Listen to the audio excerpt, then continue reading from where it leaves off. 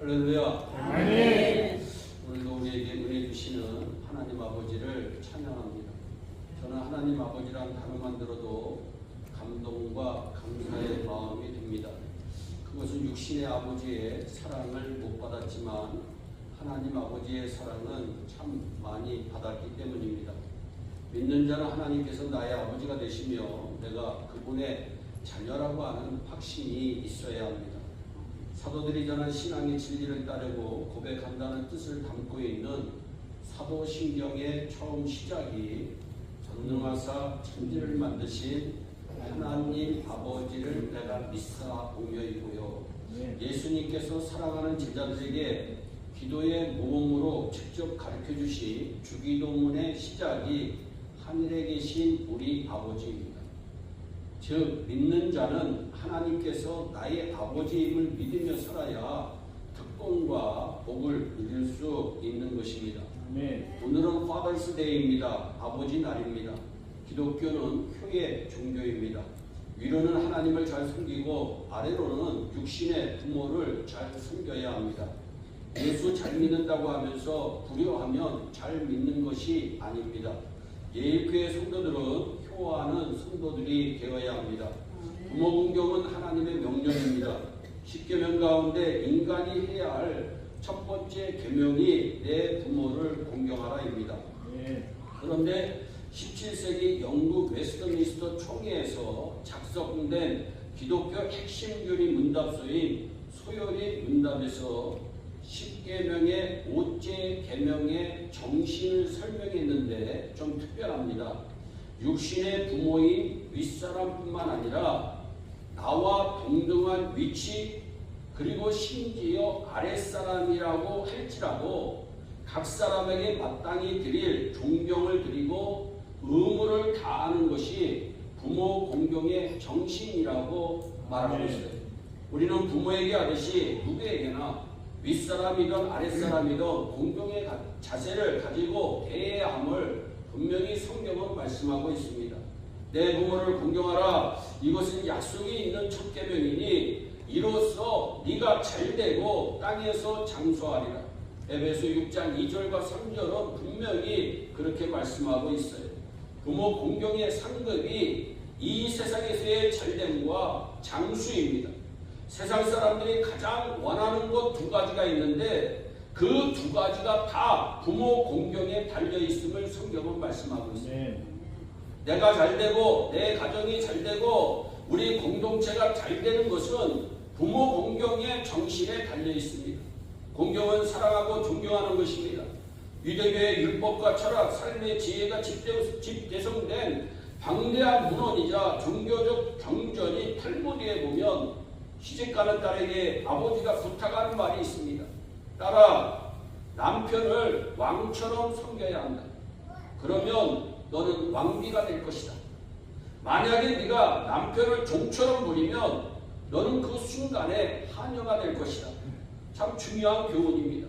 그렇습니다. 남을 잘 대접하는 사람이 자신도 대접을 받는 것입니다. 돈이 많거나 권력이 있어도 손가락질 받을 수 있습니다. 돈이나 권력이 없어도 귀히 여김을 받을 수 있습니다. 다 자기 하기 나름입니다. 가정에서는 부모를 공경하세요. 학교에 가면 선생님을 공경하세요. 직장에 가면 사장님을 공경하세요. 교회에 가면 목사님을 공경하세요. 국가에는 대통령을 공경해야 하는 것이 성경이 우리에게 말하는 부모 공경의 정신입니다. 이 세상에 혼자 살 수 있는 사람은 없습니다. 서로 도움을 주고받는 관계 속에서 감사하며 살아가는 것이 부모 공경을 명령하시는 하나님의 마음이고 성경적 정신입니다. 그러니까 우리는 누구에게든지 감사한 마음으로 대해야 하고 살아야 하는 것입니다. 하나님께서 인정하신 천하보다 더 귀한 영혼을 하대하고 막대하면 절대로 안 됩니다. 부모님께 감사하듯이 형제자매 그리고 스승과 제자 이웃에게 감사하고 존경하는 함께함의 축복을 따라 살아야 그 인생이 복을 받는 것입니다. 하나님께서는 함께하는 사람에게 복을 주십니다. 성경은 혼자 기도하는 것도 좋지만 혼자 예배를 드리는 것도 좋지만 두세 사람이 함께 기도할 때 하나님께서 함께 계시고 응답도 크게 하신다고 말씀합니다. 교회의 시작 자체가 120명의 성도들이 함께 기도할 때 성령이 충만히 임함으로 시작이 되었습니다. 가정도 함께함으로 시작되었습니다. 아담이 혼자 사는 것을 안타깝게 여기신 하나님께서 함께 살 돕는 배필을 만들어 주심으로 가정이 시작되었습니다. 함께함으로 힘을 얻는 것이 가정 공동체가 가지는 축복입니다. 우리의 삶은 수학 공식과 다릅니다. 수학 공식에서는 1+1은 반드시 2입니다. 그런데 우리의 인생에서는 이 1+1이 마이너스가 될 수도 있고 1+1이 2보다 더 많은 수인 10이 될 수도 있고 100이 될 수도 있고 1000도 될 수가 있습니다. 신명기 32장 30절에는 하나님이 함께 하실 때에 하나가 천을 쫓고 만을 도망하게 한다고 분명히 말씀하고 있어요. 새벽기도 때 묵상한 말씀이 시편 8편 4절에서 사람이 무엇이기에 주께서 사랑하시며 인자가 무엇이기에 주께서 돌보시나이까. 하나님 아버지는 연약한 인간을 늘 사랑으로 돌보시는 분이십니다. 아멘. 물고기 중 유일하게 가시고기란 물고기가 있습니다. 주둥이로 모래를 파내 그곳에 둥지를 짓고 보통 15일 동안 아무것도 먹지 않은 채 알을 보호하는데 큰 물고기들과 처절한 싸움도 하고 알에서 산소를 공급하기 위해 부지런히 알을 주둥이로 꺼냈다 집어넣었다 꺼냈다 집어넣었다 하다가 알이 구할 무렵 둥지 옆에서 죽고 알에서 나온 치어들이 무심하게도 제 아버지의 살을 뜯어먹으며 성장한다고 합니다. 가시고기는 치어를 위해 생명을 바치고 최후에는 자신의 몸까지 내어놓는 물고기로 그 부송이로 인해 가시고기의 부화율은 90%를 웃돈다고 하니 그 사랑이 대단합니다. 사랑의 하나님 아버지 역시 독생자 예수님을 이 땅에 보내어 십자가에서 잔인하게 죽이심으로 치어 같은 우리에게 구원과 영생이라고 하는 값진 선물을 주신 줄 믿으시기를 바랍니다. 요한일서 4장 10절에 사랑은 여기 있다. 우리가 하나님을 사랑한 것이 아니요 오직 하나님이 우리를 사랑하사 우리 죄를 위하여 화목제물로 그 아들을 보내셨습니다. 영생은 하나님 아버지의 사랑의 선물입니다. 라이언 화이트라고 하는 소년이 있었어요.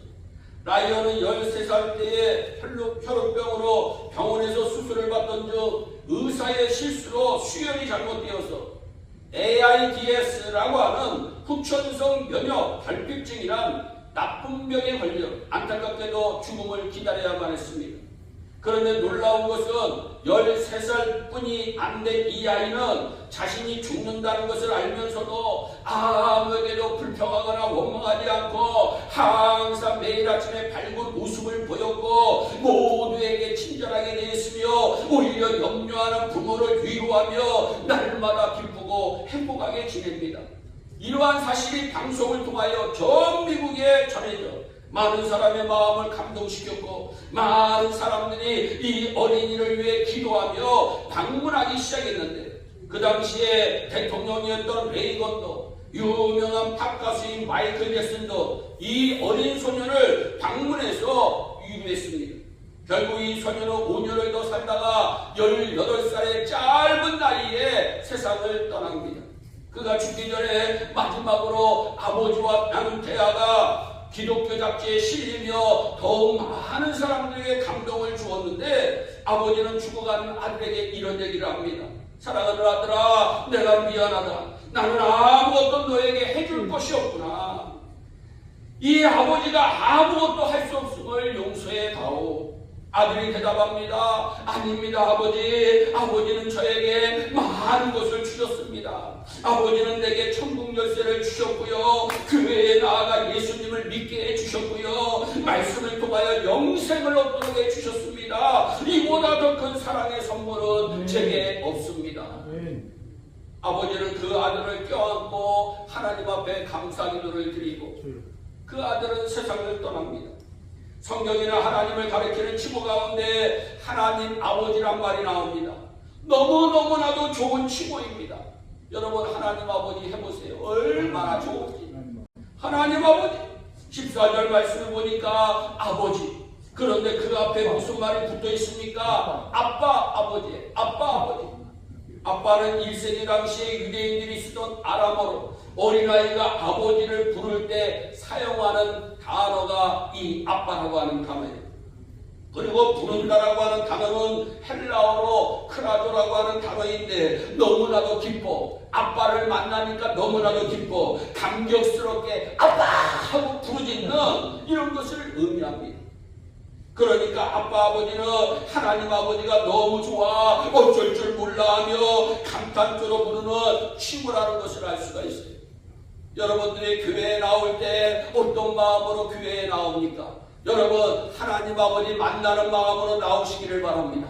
너무나도 기뻐서 어쩔 줄 몰라 하며 한번 예배를 드려보시기를 바랍니다. 사랑의 하나님께서 여러분들의 마음을 위로하시고 여러분들의 문제를 해결해 주시고 하나님의 놀라운 은혜와 역사가 여러분들의 삶을 통해서 반드시 이루어 줄 줄로 믿습니다.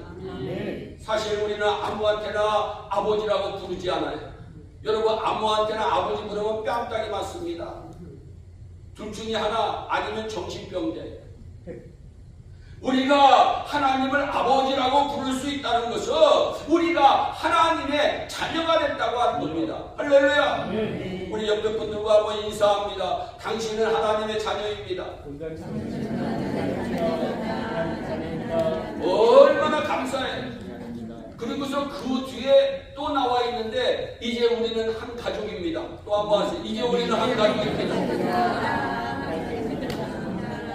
왜? 성경에 보니까 예수님이 큰아들이라고 얘기하고 있어요. 여러분 예수님이 우리의 큰아들이에요. 하나님의 큰아들이에요. 우리는 다 하나님의 자녀예요. 이 하나님의 자녀들만이 하나님을 아버지라고 부를 수 있어요. 사도행전 17장 28절에 사도 바울이 아덴에서 설교할 때 하나님을 믿지 않는 사람들을 향해서 우리가 하나님의 소생이라. 우리가 하나님의 소생이라. 그런데 하나님의 소생인 아담이 하나님께 범죄함으로 죄의 종이요 마귀의 종노릇을 하게 된 거예요. 요한복음 8장 34절에 예수님께서 말씀하시되 죄를 범하는 자마다 죄의 종이다. 중요한 것은 죄의 종은 지옥에 갈 수밖에 없어요. 죄로 인하여 영원히 죽을 수밖에 없어요. 그러나 사랑의 하나님 아버지께서 독생 성자 예수 그리스도를 십자가에서 죽이신 대속의 은혜로 죄와 사망 지옥의 형벌에서 구원받은 줄 믿으시기를 바랍니다. 따라서 구세주 예수님을 믿으면 죄사함을 받고 하나님의 자녀가 되는 거예요. 요한복음 1장 12절에 영접하는 자, 그 이름을 믿는 자들에게는 하나님의 자녀가 되는 권세를 주셨습니다. 아멘. 여기서 권세라고 하는 단어는 신분을 의미합니다. 신분. 죄의 종의 신분에서 하나님의 자녀의 신분으로 바뀌어졌다고 성경은 말씀하고 있어요. 그런데 우리가 하나님의 자녀가 된 것을 들어 내가 어떻게 할까요? 여러분 내가 하나님의 자녀인 걸 여러분들은 어떻게 아십니까? 여러분 안 믿는 사람이 여러분들에게 당신이 하나님의 자녀인 걸 증명해 보세요. 얘기하면 여러분들은 뭐라고 얘기해요? 여러분 뭐라고 얘기합니까? 성경은 여러분 하나님의 자녀가 된 것을 아는 것은 우리를 깨닫게 하시는 하나님의 성령이심을 분명히 말씀합니다. 14절 말씀에 무릇 하나님의 영으로 인도함을 받는 사람은 그 하나님의 아들이라. 그렇습니다. 우리를 예수 믿게 하는 것도 성령님이세요. 여러분 하나님을 아버지로 부를 수 있게 해주는 것도 성령님이세요. 고린도전서 12장 3절에 성령으로 아니하고는 누구든지 예수를 주님이라 부를 수가 없다. 또한 본문 15절과 16절에 너희는 다시 무수하는 종의 영을 받지 말고 마귀의 영을 받지 아니하였고 양자의 영을 받았으므로 아빠 아버지라 부르짖느니라. 성령이 주니 우리의 영과 더불어 우리가 하나님의 자녀인 것을 증거한다. 하나님의 자녀인 것을 증언한다. 앞으로 우리 모두 당당하게 누가 당신이 하나님의 자녀인 것을 증명해 보세요. 그러면 내 마음속에 있는 성령님이 증거다. 할렐루야. 아멘. 여러분 그렇게 멋있게 대답하는 우리 예의 성도들이 되기를 주님의 이름으로 축복합니다. 여러분 그렇게 물어볼 때 난 잘 모르겠는데요. 우리 목사님에게 가서 물어볼게요. 이런 얘기하면 안 돼요. 내 안에 계신 성령님이 증언이다. 내 안에 계신 성령님이 증거다. 덴마크 동화작가 안데르센의 미운 오리 새끼에 보면 어린 백조가 자신의 신분을 모르고 오리 새끼를 틈바구니에 끼워서 여러분 어떻게 살아가나요? 구박받고 살아가요. 여러분 너무나도 구박받고 살아갑니다. 그런데 나중에 자신이 백조인 것을 깨닫고 창공을 향해서 날아갑니다. 오리 새끼들이 부러워서 어쩔 줄을 몰라요. 여러분 본래부터 우리가 백조였지만 자기 신분의식을 가질 때부터 진정한 백조가 되는 거예요. 우리도 마찬가지입니다. 하나님의 자녀로서 신분의식이 없으며 미운 오리 새끼로 살아갈 수밖에 없어요. 이 세상에서 구박받으며 살아갈 수뿐이 없어요. 여러분 그러나 예수 믿으며 하나님의 분명한 하나님의 자녀입니다. 분명한 신분 의식을 가지고 살아가시기를 바랍니다. 아멘. 우리는 앞으로 하나님의 로얄 패밀리 여러분 영국 왕실의 로얄 패밀리만 돼도 얼마나 신이 납니까? 그런데 여러분 오늘 말씀 듣는 저와 여러분은 하늘나라의 로얄 패밀리. 아멘. 여러분 신분증 보여달라고 하면 성경을 보여주세요. 할렐루야. 성경을 보여주면 되는 겁니다. 더 감사한 것은 우리가 하나님 아버지의 자녀가 되면요 하나님이요 특권을 주소. 할렐루야. 특별한 권리가 있어요. 무슨 특권입니까? 하나님의 상속자로서 하나님의 사랑과 축복을 누리며 살아갈 수가 있어요.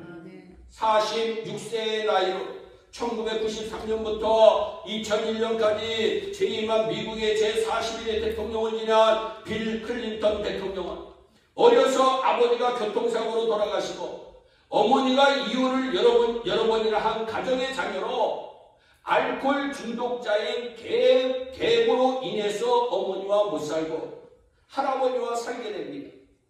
그런데 그때는 할아버지와 사는 것이 불행이라고 생각했는데 이 할아버지가 믿음이 좋은 할아버지였어요. 할렐루야.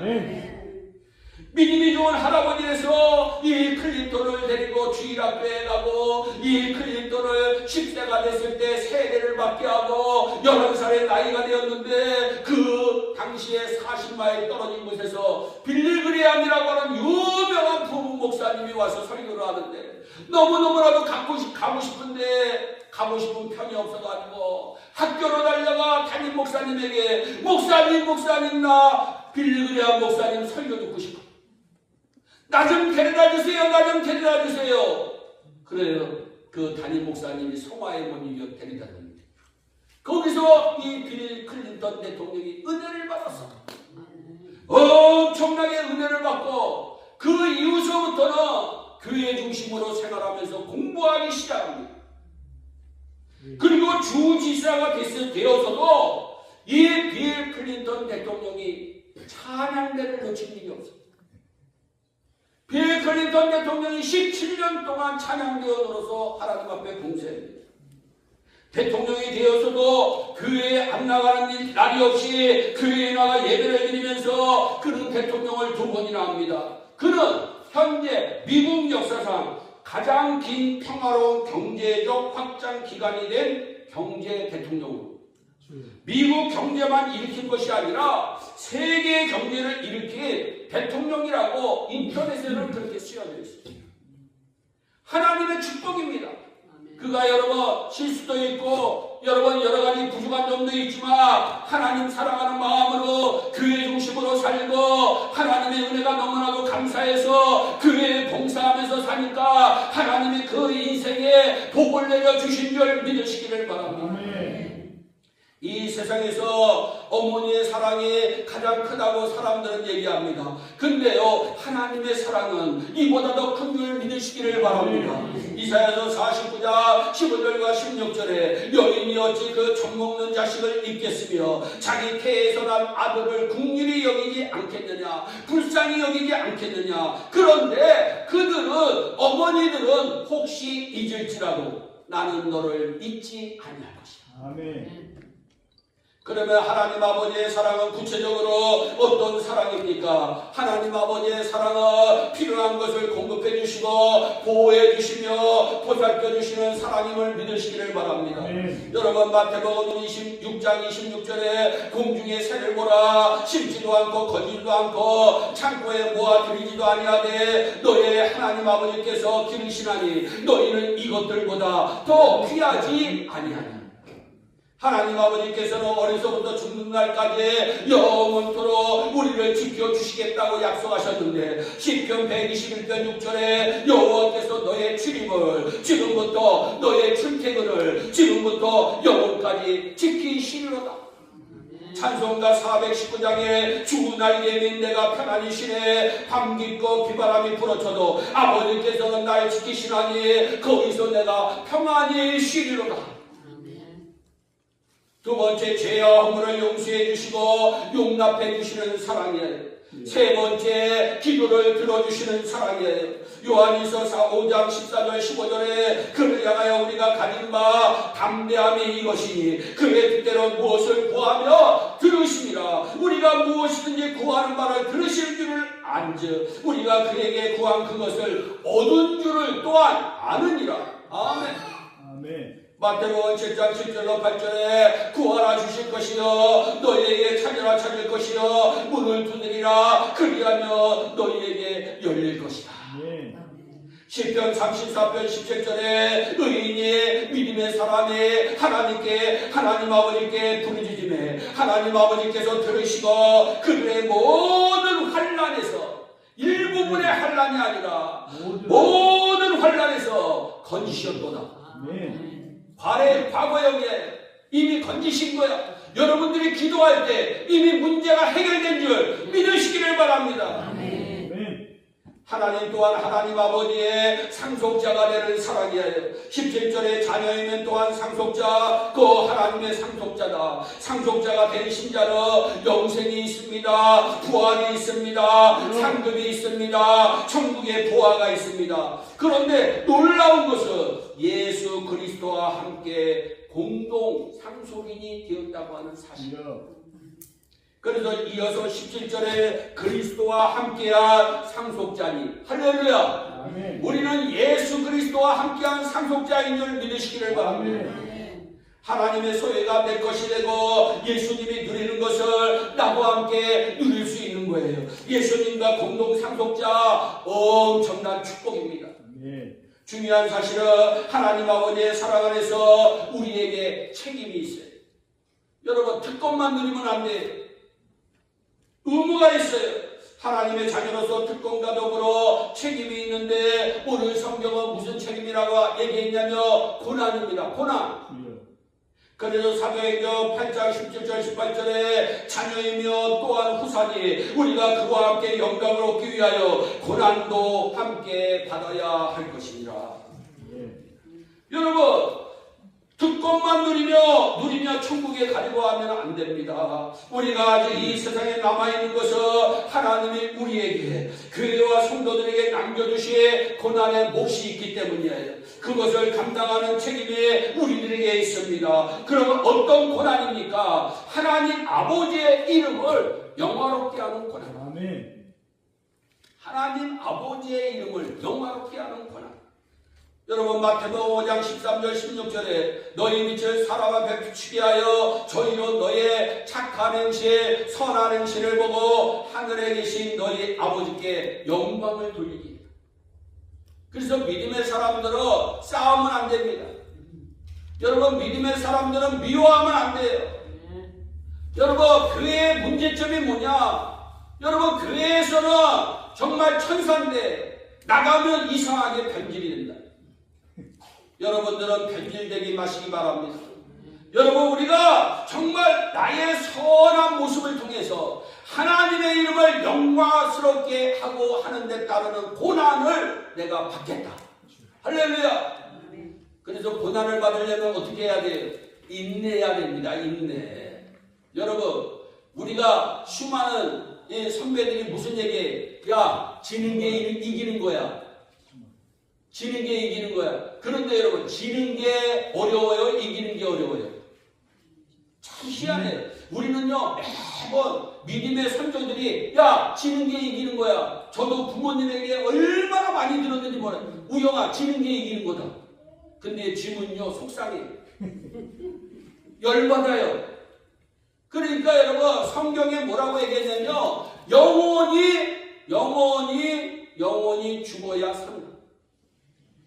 십자가에서 나의 육신의 모습이 죽어야 예수님의 영광이 영화스러운 이름이 나를 통해서 드러나는 줄 믿으시기를 바랍니다.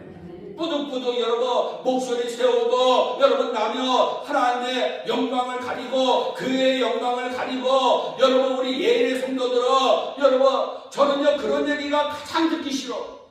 여러분 예를 들어서 누가 우리 교회 나가요. 그러면은요 그 사람 소문이 안 좋던데 그러면요 그냥 멱살 잡고 흔들고 싶어.